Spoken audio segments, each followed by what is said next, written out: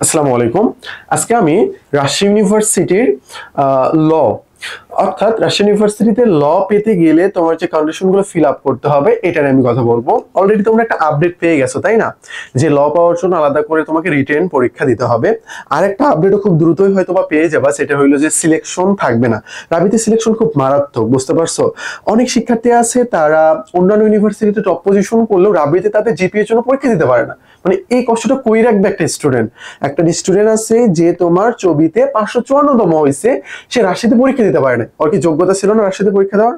তার মানে আমি কি বলবো, এখানে রাজশাহী ইউনিভার্সিটির যোগ্যতা নাই সেই ছেলেকে নেওয়ার। এখানে মানে ব্যাপারটা এরকম হয়ে যায় আর কি। করোনার সময় আমাদের সাথে এত অবিচার করা হয়েছে, অনেক অবিচার করা হয়েছে। আমার অনেক ফ্রেন্ড সার্কেল ইন্টারে পরীক্ষা দিলে হয়তো ভালো রেজাল্ট করতে পারতো, বাট এটার জন্য করতে পারেনি। তো আশা করি এটা খুব দ্রুতই তুলে দেওয়া হবে। ওকে, তবে এক্সট্রা কথা না বলি, রাবির লর জন্য আমাদের যে কন্ডিশনটা রয়েছে এটা জিপিএর কন্ডিশন আপাতত আমরা দেখবো না, জিপিএর কন্ডিশনটা হয়তো বা তুলে দেওয়া হবে। তো আমরা এটা পরে আলোচনা করব।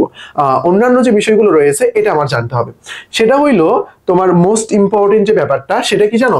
সেটা হইলো সিলেকশনে তোমাকে টিকতে হবে। যদি সিলেকশন এবারে না থাকে তাহলে তোমার কাহিনী শেষ, তাহলে কাহিনী শেষ। এটা নিয়ে কোনো প্যারা খাওয়ার আর আমাকে দরকার নেই। এখন আলাদা করে তোমার কি করতে হবে? আলাদা করে রিটেন পরীক্ষা হবে।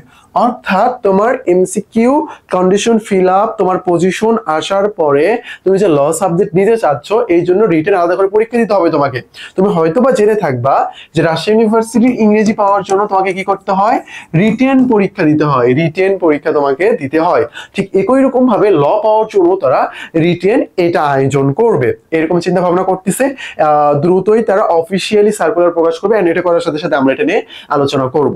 তো এখন পর্যন্ত যেটা একেবারে অফিসিয়ালি যেটা চলে আসতেছে এতদিন পর্যন্ত, সেটা হইলো যে ভাই ইংলিশ আর বাংলা যেটা আছে না, এইটার তোমার মার্কস অর্থাৎ এমসিকিউ কন্ডিশন, তোমার যে পরীক্ষাটা হচ্ছে এই ইউনিটের, এখানে 45% মার্কস লাগবে তোমার ইংলিশে, এবং বাংলায় 45% মার্ক লাগবে। এইটা নিচে তোমার যদি চলে আসে তাহলে কিন্তু তোমাকে তারা ল সাবজেক্ট দিবে না। এবার তারা হয়তো বা আরো বাড়াতে পারে, এখন দেখা যাক। দেখো, একটা স্টুডেন্ট যে ল পাবে তার পজিশন নর্মালি তোমার ধরে রাখতে পারো যে 250 বা 200 এর মধ্যে হবে। সেই স্টুডেন্ট 45% মার্ক ক্যারি করতে পারবে না বাংলা ইংলিশে। যে ল পাবে সে এই মার্কগুলো তো অবশ্যই ক্যারি করতে হবে। এই মার্কগুলো যদি সে ক্যারি না করে ভাই, তাহলে তো সে ল পড়ার যোগ্যতাই নাই তার মধ্যে, বুঝতে পারছো? ল পড়ার তার যোগ্যতাই নেই। তাহলে এই মার্ক তাকে অবশ্যই ক্যারি করতে হবে, এমসিকিউ কন্ডিশন যেটা দেওয়া আছে, এন্ড রিটেনেও তাকে পাস করতে হবে। অর্থাৎ এমসিকিউ রিটেন দুই ভাবেই তোমাকে টিকতে হবে, টিকে তোমাকে সামনের দিকে যাইতে হবে। ওকে, এখন পর্যন্ত আমার এইটাই আলোচনা। আপডেট আসলে আমি ডিটেলস সব তোমাকে জানিয়ে দেব। তারপরে রাবির জন্য তুমি কি করতে পারো? রাবির জন্য আমি তোমাকে বলি, যে ইউনিভার্সিটিতে অ্যাডমিশন দাও না কেন, বিসিএস কোশ্চেন ব্যাংক, ঢাবি কোশ্চেন ব্যাংক ভালোভাবে পড়বা। রাবির জন্য রাবি কোশ্চেন ব্যাংক এটা তো পড়তে হবে, আর পাশাপাশি তুমি চাইলে চবির কোশ্চেন ব্যাংকটাও পড়তে পারো। আশা করি বিষয়টা আমি তোমাকে বোঝাতে পেরেছি। আমাদের ডেসক্রিপশন বক্সে গ্রুপের লিঙ্ক দেওয়া আছে, জয়েন হয়েছেও। আমাদের এখানে গুরুত্বপূর্ণ ভিডিও পরীক্ষার লিঙ্ক দেওয়া হয় আর কি। আমাদের 10টা ফ্রি বেসিক ক্লাস রয়েছে, টেলিগ্রাম নাম্বারে নক দিলে পেয়ে যাবা। আমরা সেই সময়ের জন্য ক্র্যাশ কোর্স লঞ্চ করছি, এই ক্র্যাশ কোর্সগুলো তোমরা দেখতে পারো, তোমার জন্য বেস্ট একটা প্রিপারেশন হবে। তো তারপরে যদি আমরা দেখাই আমাদের জিকে আলটিমেট সাজেশনের মডেলের যে বইটা রয়েছে, এই বইটা তুমি ফলো করতে পারো, ইনশাআল্লাহ বেস্ট একটা প্রিপারেশন হবে তোমার জন্য।